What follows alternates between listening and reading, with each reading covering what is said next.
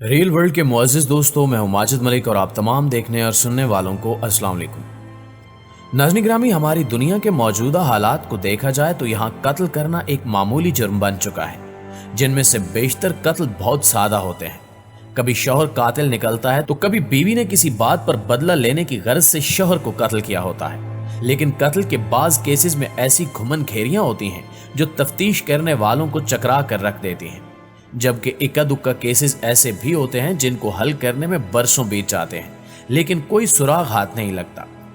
ऐसा ही एक केस जनूबी ऑस्ट्रेलिया के दारुल हुकूमत एडलेड के सामर्थन साहिल पर आज से 71 बरस पहले पेश आया, जिसका सुराग आज तक नहीं लगाया जा सका।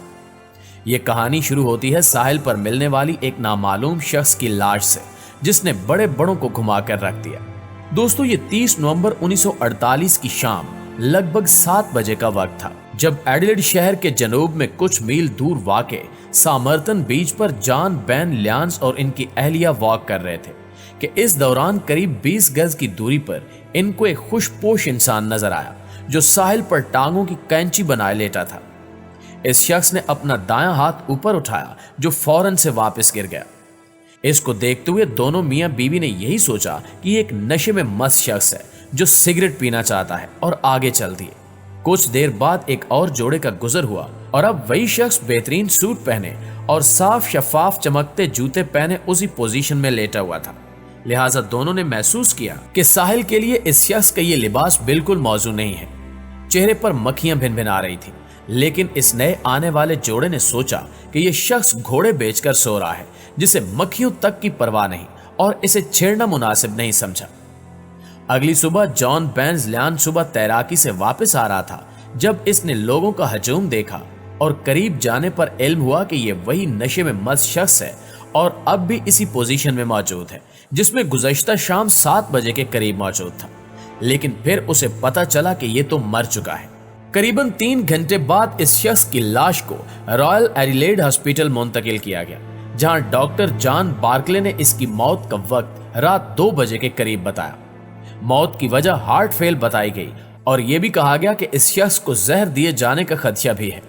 इस शख्स की जेब में मौजूद तमाम अशिया को टेबल पर रख दिया गया, जिनमें सामर्थन साहिल की टिकट्स, माचिस, कुछ बबल गम्स, 2 कंघियां, एक सिगरेट पैक जिसमें 7 सिगरेट थे।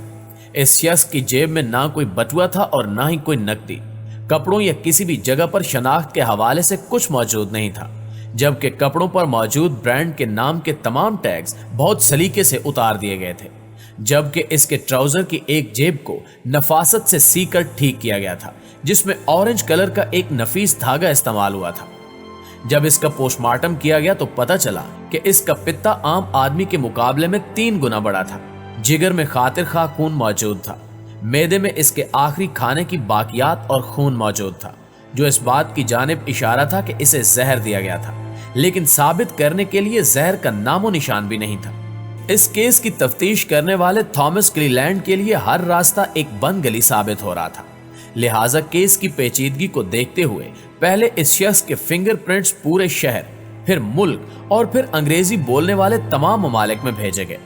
लोगों को बुला बुलाकर इस शख्स की शक्ल तक दिखाई गई कि शायद कोई इस शख्स को पहचान सके, लेकिन कहीं से कोई सुराग हासिल ना हो सका। यह केस दिन ब दिन पेचीदा होता जा रहा था। लिहाजा 11 जनवरी को पुलिस ने फैसला किया कि कोशिश की जाए और कहीं मौजूद कोई ऐसी चीज जो मरने वाला भूल गया हो या छोड़ गया हो उसे तलाश किया जाए। इस तरह 12 जनवरी को रेलवे स्टेशन से खबर मौसूल हुई कि मरहूम का एक अटैची हाथ आ गया है। उस अटैची से ऑरेंज कलर का वो धागा बरामद हुआ जिससे मरहूम के ट्राउजर को सिया गया था, जबकि अटैची में मौजूद तमाम अशिया से मरहूम के कपड़ों की तरह तमाम टैग्स उतार लिए गए थे और अटैची पर किसी किस्म का कोई शनाख्ती टैग या नाम मौजूद नहीं था। अटैची में मौजूद सिर्फ 3 चीजों पर कीन.टी और कीन के अल्फाज मौजूद थे, लेकिन इन अल्फाज को इस्तेमाल करके किसी को ढूंढना नामुमकिन हो सका। लाश मिलने के करीबन 4 माह बाद क्लीलैंड को लाश के मुआयने के लिए बुलाया गया। वहां उस शख्स की लाश के हवाले से आखिरी सबूत हाथ लगा। मरहूम के ट्राउजर से एक खुफिया जेब बरामद हुई जो कि आम तौर पर घड़ी रखने के काम आती थी, लेकिन पहले चेकिंग करने वाले तमाम अफराद इसको देखने से कासिर रहे। उस जेब के अंदर एक छोटा सा कागज मौजूद था जिस पर ये अल्फाज दर्ज थे, तमाम शुद्ध। वाज़ेह है दोस्तों, तमाम शुद्ध फारसी जुबान के अल्फाज हैं जिनके मानी है खत्म हो गया। ये कागज का टुकड़ा न्यूजीलैंड में छपी रुबायात उमर खयाम की किताब से फाड़ा गया था और ये एक ऐसी किताब थी जो 12वीं सदी में जंग के दिनों में मशहूर हुई थी, जिसका अंग्रेजी तर्जुमा बहुत शौक से पढ़ा जाता था। लिहाजा कागज के इस टुकड़े के मिलने के बाद यह समझा जाने लगा कि यह मौत खुदकुशी का नतीजा था, जिसके बाद मरहूम के जिस्म को दफनाना जरूरी हो गया। और इस बात को मद्देनजर रखते हुए कि मुस्तकबिल में लाश की जरूरत दोबारा पेश आ सकती है, इस शख्स को कंक्रीट से बनी खुश्क इलाके की एक कब्र में मुनासिब इदवायात लगाने के बाद सपुर्दे खाक कर दिया गया। 1978 के अवाखिर में कई बार इस शख्स की कब्र पर फूल पाए गए, लेकिन ये फूल कब और कौन रख कर जाता था कभी पता न चल सका, और वो किताब जिससे कागज का वो टुकड़ा फाड़ा गया था न मिल सकी।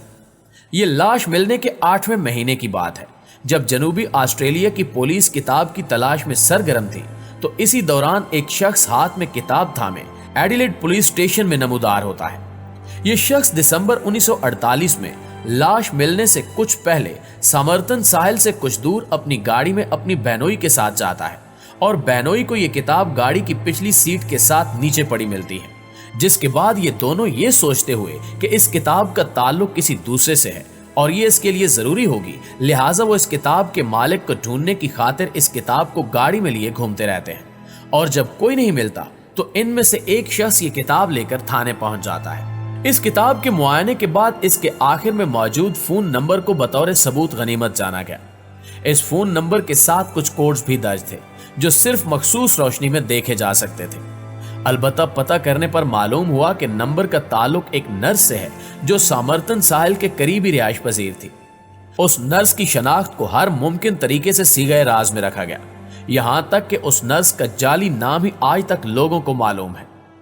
नर्स के मुताबिक उसने ये किताब एक दोस्त को बतौर तोहफा दी थी जिसका नाम अल्फ्रेड बॉक्साल था, लेकिन हैरत अंगेज तौर पर जब अल्फ्रेड को ढूंढा गया तो ना सिर्फ वो जिंदा था बल्कि नर्स की जानिब से बतौर तोहफा दी गई किताब बिल्कुल दुरुस्त हालत में उसके पास मौजूद थी।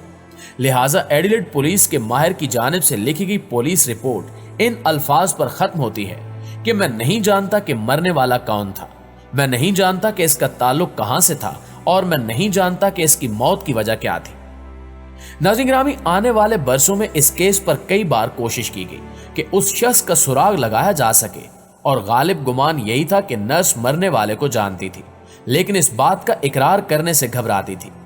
बाद के बरसों में प्रोफेसर डेरिक एबट नामी शख्स ने नर्स का खोज लगाया, जिस पर इल्म हुआ कि उस औरत का एक बेटा है जिसकी शक्ल बहुत हद तक मरने वाले से मिलती है। लिहाजा गुमान यही है कि वो शख्स नर्स के बेटे का बाप था। यह भी कहा जाता है कि यह थ्योरी गलत है और उस नर्स का मरने वाले से कोई ताल्लुक नहीं था, लेकिन क्या ऐसा मुमकिन है कि एक शख्स खुदकुशी करे और वो भी एक ऐसे जहर से जिसका कोई सुराग न मिल सके? यह भी कहा जाता है कि वो एक खुफिया एजेंट था। अल्फ्रेड बॉक्साल का ताल्लुक भी इंटेलिजेंस से था और वो भी एक ऐसे जमाने में जब एडिलेड के करीब बरतानिया की खुफिया तरीन रॉकेट टेस्टिंग फैसिलिटी मौजूद थी। इस नामालूम शख्स का ताल्लुक कहां से था और ये कौन था, 71 बरस बाद भी ये गुत्थी अभी तक सुलझ नहीं सकी और ना ही किसी को ये मालूम हो सका कि इसकी मौत